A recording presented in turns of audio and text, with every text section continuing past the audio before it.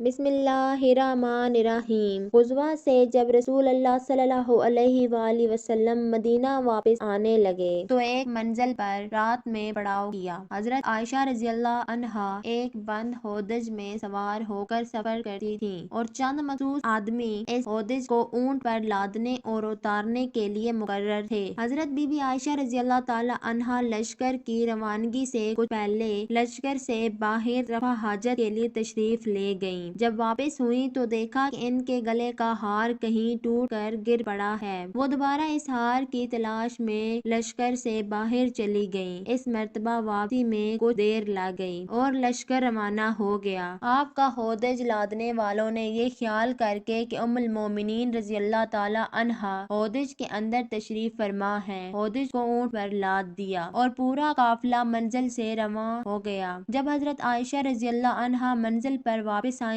تو یہاں کوئی آدمی موجود نہیں تھا۔ تنہائی سے سخت گھبرائیں۔ اندھیری رات میں اکیلے چلنا بھی خطرناک تھا، اسی لیے وہ یہ سوچ کر وہیں لیٹ گئیں کہ جب اگلی منزل پر لوگ مجھے نہ پائیں گے تو ضرور ہی میری تلاش میں یہاں آئیں گے۔ وہ لیٹی لیٹی سو گئیں۔ ایک صحابی جن کا نام حضرت صفوان بن معطل رضی اللہ تعالی عنہ تھا، وہ ہمیشہ لشکر کے پیچھے پیچھے اس خیال سے چلا کرتے تھے تاکہ لشکر کا گرا پڑا سامان اٹھاتے چلیں۔ وہ جب اس منزل پر پہنچے تو حضرت بی بی عائشہ رضی اللہ عنہا کو دیکھا اور چونکہ پردے کی آیات نازل ہونے سے پہلے وہ بارہا ام المومنین رضی اللہ تعالی عنہا کو دیکھ چکے تھے، اسی لیے دیکھتے ہی پہچان لیا اور انہیں مردہ سمجھ کر انا للہ و انا الیہ راجعون پڑھا۔ اس آواز سے وہ جاگ۔ حضرت صفوان رضی اللہ تعالی عنہ نے فوراً ہی ان کو اپنے اونٹ پر سوار کر لیا اور خود اونٹ کی مہار تھام کر پیدل چلتے ہوئے اگلی منزل پر حضور صلی اللہ علیہ وآلہ وسلم کے پاس پہنچ گئے۔ منافقوں کے سردار عبداللہ بن ابی نے اس واقعے کو حضرت بی بی عائشہ رضی اللہ تعالی عنہا پر تہمت لگانے کا ذریعہ بنا لیا اور خوب اس تہمت کا چرچا کیا، یہاں تک کہ مدینہ میں اس منافق نے اس شرمناک تہمت کو اس قدر اچھالا اور اتنا شور و غل مچایا کہ مدینہ میں ہر طرف اس افرا اور تہمت کا چرچا ہونے لگا اور بعض مسلمان مثلاً حضرت حسان بن ثابت اور حضرت مصعب بن اساسہ اور حضرت حمنہ بنت حجش رضی اللہ تعالی عنہا نے بھی اس تہمت کو پھیلانے میں کچھ حصہ لیا۔ حضور اقدس صلی اللہ علیہ وآلہ وسلم کو اس تہمت سے بے حد رنج و صدمہ پہنچا اور مخلص مسلمانوں کو بھی انتہائی رنج و غم ہوا۔ حضرت بی بی عائشہ رضی اللہ تعالی عنہا مدینے پہنچتے ہی سخت بیمار ہو گئیں، پردہ نشین تو تھیں ہی صاحب فراش ہو گئیں اور انہیں تہمت تراشی کی بالکل خبر ہی نہیں ہوئی، گو کہ حضرت محمد مصطفیٰ صلی اللہ علیہ وآلہ وسلم کو حضرت بی بی عائشہ رضی اللہ عنہا کی پاک دامنی کا پورا علم و یقین تھا، مگر اپنی بیوی کا معاملہ تھا، اسی لیے آپ صلی اللہ علیہ وآلہ وسلم نے اپنی طرف سے اپنی بیوی کی برات اور پاک دامنی کا اعلان کرنا مناسب نہیں سمجھا اور وحی الہی کا انتظار فرمانے لگے۔ اس درمیان میں آپ صلی اللہ علیہ وآلہ وسلم اپنے مخلص اصحاب سے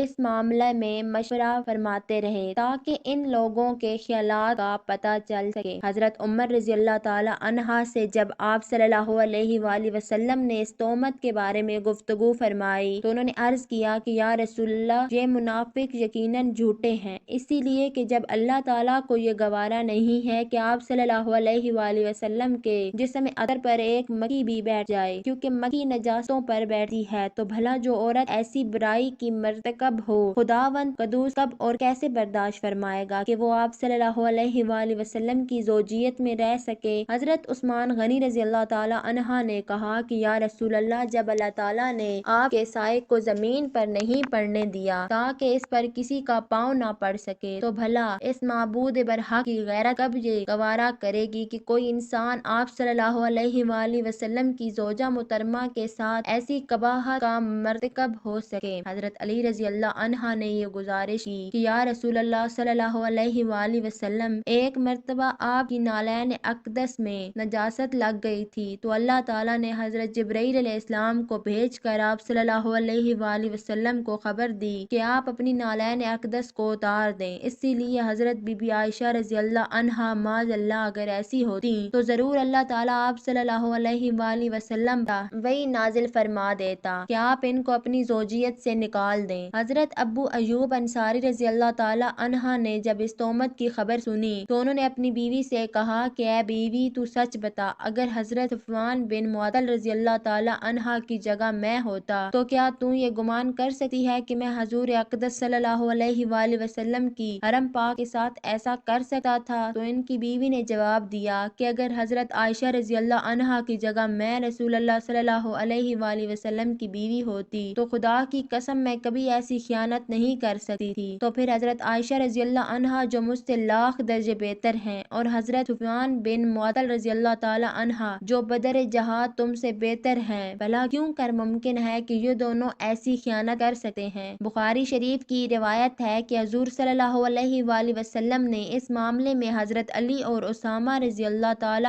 عنہ سے جب مشورہ طلب فرمایا تو حضرت اسامہ رضی اللہ تعالی عنہ نے برجستہ کہا کہ یا رسول اللہ صلی اللہ علیہ وآلہ وسلم، وہ آپ کی بیوی ہیں اور ہم انہیں اچھے ہی جانتے ہیں۔ اور حضرت علی رضی اللہ تعالی عنہ نے یہ جواب دیا کہ یا رسول اللہ صلی اللہ علیہ وآلہ وسلم، اللہ تعالی نے آپ پر کوئی تنگی نہیں ڈالی ہے، عورتیں ان کے سوا بہت ہیں اور آپ صلی اللہ علیہ وآلہ وسلم ان کے بارے میں ان کی لونڈی سے پوچھ لیں، وہ آپ سے سچ مچ کہہ دے گی۔ حضرت بریہ رضی اللہ تعالی عنہا سے جب آپ نے سوال فرمایا تو انہوں نے عرض کیا کہ یا رسول اللہ، اس ذات پاک کی قسم جس نے آپ کو رسول برحق بنا کر بھیجا ہے کہ میں نے حضرت بی بی عائشہ رضی اللہ تعالی عنہا میں کوئی عیب نہیں دیکھا۔ ہاں، اتنی بات ضرور ہے کہ وہ ابھی کم سن لڑکی ہیں، وہ گوندا ہوا آٹا چھوڑ کر سو جاتی ہیں اور بکری آ کر کھا ڈالتی ہے۔ پھر حضور صلی اللہ علیہ وآلہ وسلم نے اپنی زوجہ محترمہ حضرت زینب بنت حبش رضی اللہ تعالی عنہا سے درافت فرمایا جو حسن و جمال میں حضرت عائشہ رضی اللہ عنہا کے مثل تھیں، تو انہوں نے قسم کھا کر یہ عرض کیا کہ یا رسول اللہ صلی اللہ علیہ وآلہ وسلم، میں اپنے کان اور آنکھ کی حفاظت کرتی ہوں، خدا کی قسم تو میں تو حضرت بی بی عائشہ رضی اللہ تعالی عنہا کو اچھی ہی جانتی ہوں۔ حضرت عائشہ رضی اللہ عنہا سفر سے آتے ہی بیمار ہو کر صاحب فراش ہو گئی تھی، اس لیے وہ اس بہتان کے طوفان سے بالکل ہی بے خبر تھی۔ جب انہیں مرض سے کچھ صحت حاصل ہوئی اور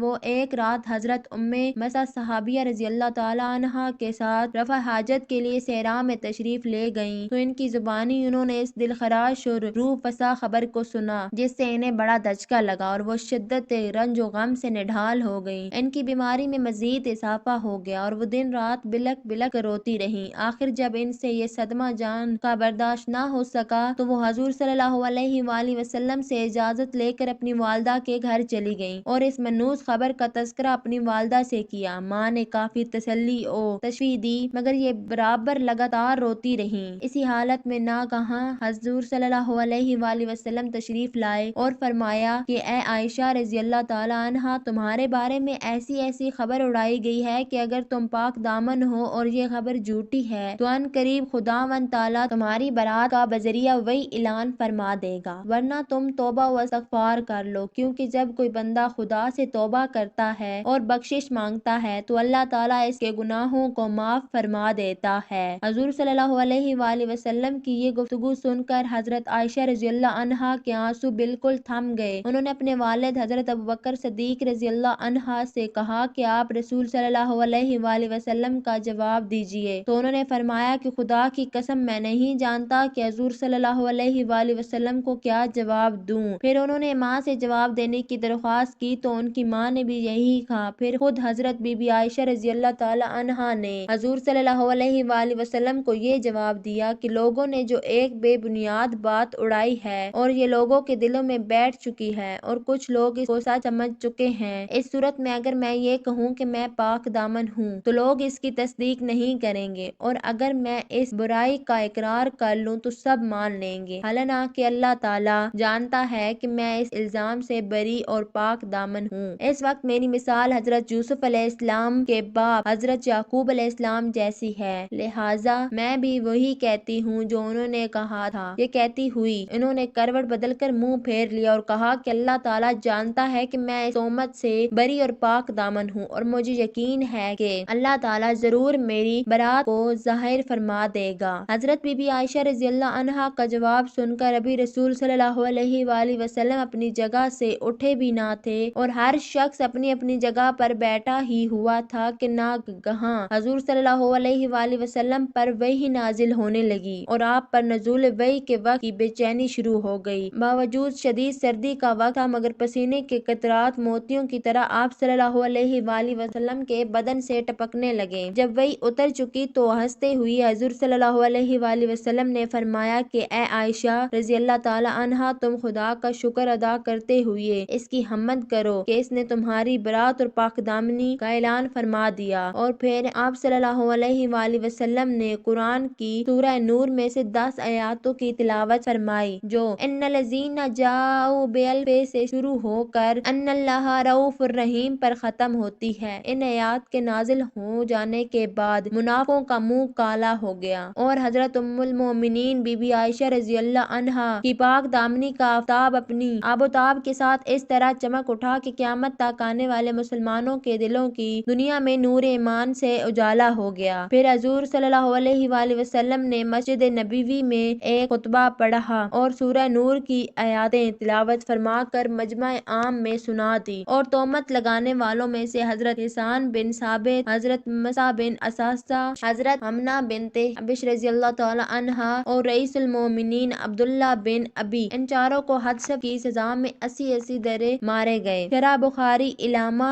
کرمانی علیہ رحمۃ اللہ نے فرمایا کہ حضرت بی بی عائشہ رضی اللہ تعالی عنہا کی برات اور پاک دامنی قطعی یقینی ہے جو قرآن سے ثابت ہے، اگر کوئی اس میں ذرا بھی شک کرے تو وہ کافر ہے۔